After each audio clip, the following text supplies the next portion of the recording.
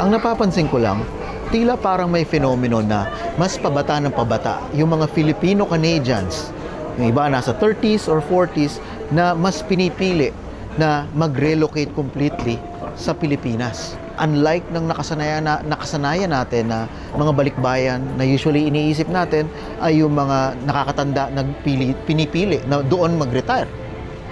At etong mga Filipino-Canadians na to, kadalasan din ay meron pang mga young families.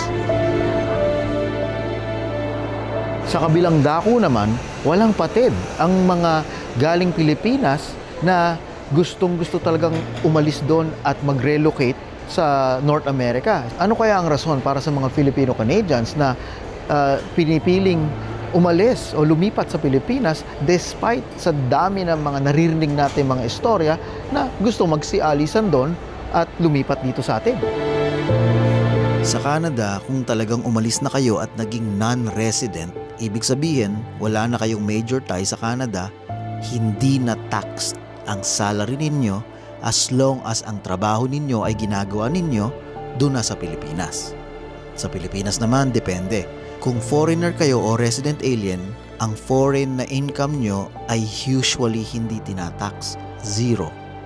Pero kung naging Filipino citizen uli kayo, halimbawa yung mga dual, at nagsettle na kayo sa Pilipinas, matatax kayo sa worldwide income nyo.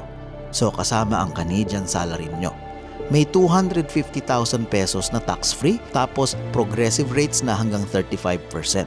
Kung properly set up, pwede zero tax sa Canada, zero tax din sa Pilipinas sa pure foreign salary ninyo.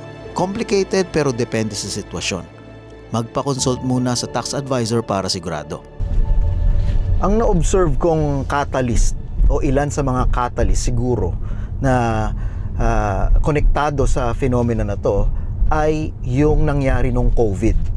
Dahil sa lockdown, madaming mga kumpanya ang napilitan na mag-improvise, no, at mag-adjust at gawing posible ang remote working arrangement. At dahil din sa ganung mga arrangement, napilitan din yung mga tech companies na i-accommodate yung mga kakailanganin na mga services, whether mga file sharing o mga cloud services, yung mga Zoom, 'di ba? Mga video conferencing, mga ganyan. Marahil ay marami ang naka-realize na depende sa klase ng trabaho o industry ay pwede ring maging productive na hindi magiging balakid yung distance. Ang ilan sa mga drivers dito ay ang impact ng social media. Ngayon sa mga TikTok, Instagram, YouTube, pag sinearch nyo o siguro nakikita nyo na sa feed nyo na ang daming mga nag-transition papunta sa Pilipinas at for the most part ay okay ang mga naging experience naman nila. So mapapaisip ka, baka para sa akin din to.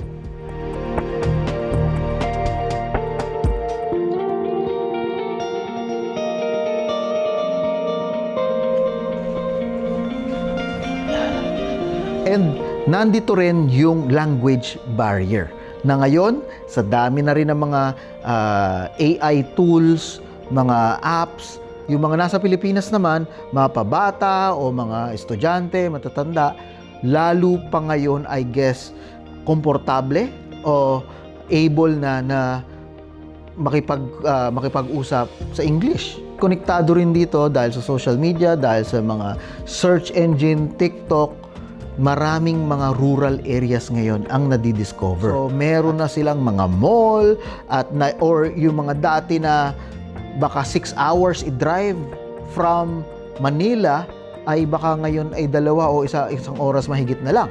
So, dumami ang opportunity at mga prospect ng mga baka gustong lumipat sa Pilipinas na naging super congested na o mahal.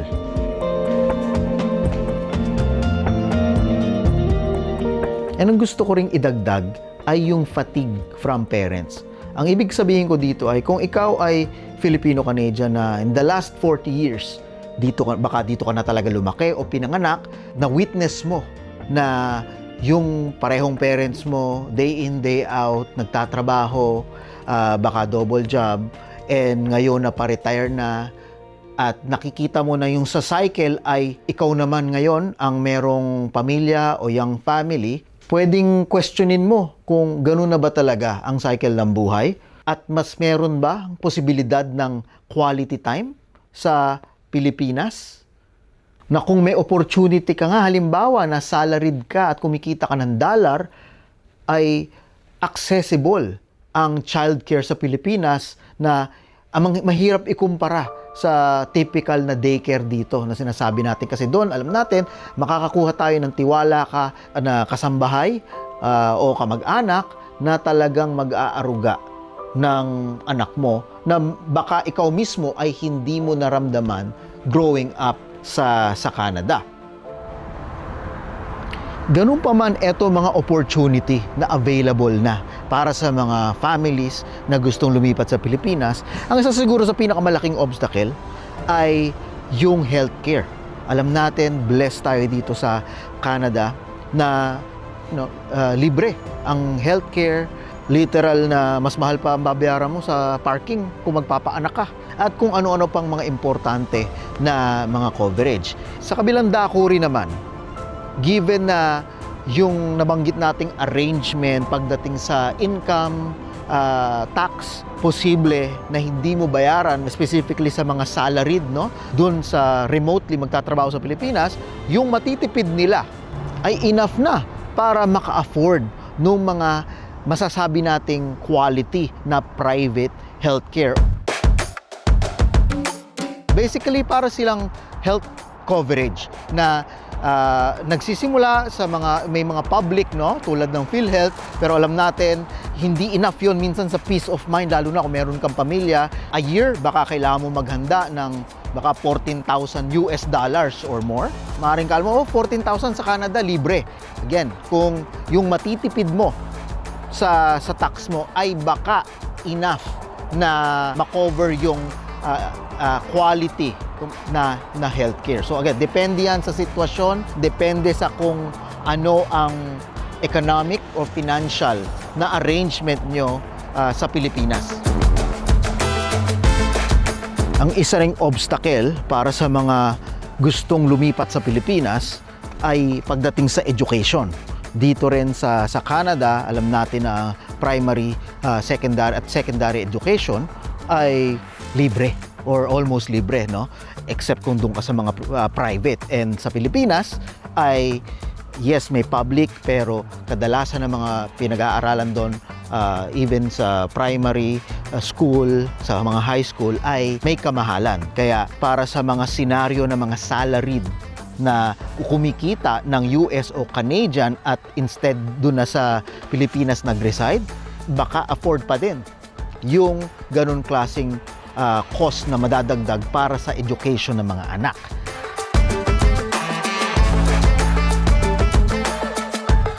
Yan ang isa ring nai-imagine ko na posibilidad ngayong future ng AI, ganyang klaseng learning, na baka napakaraming mga stream ng studies ang hindi na kakailanganin ang conventional na mga diploma o degree.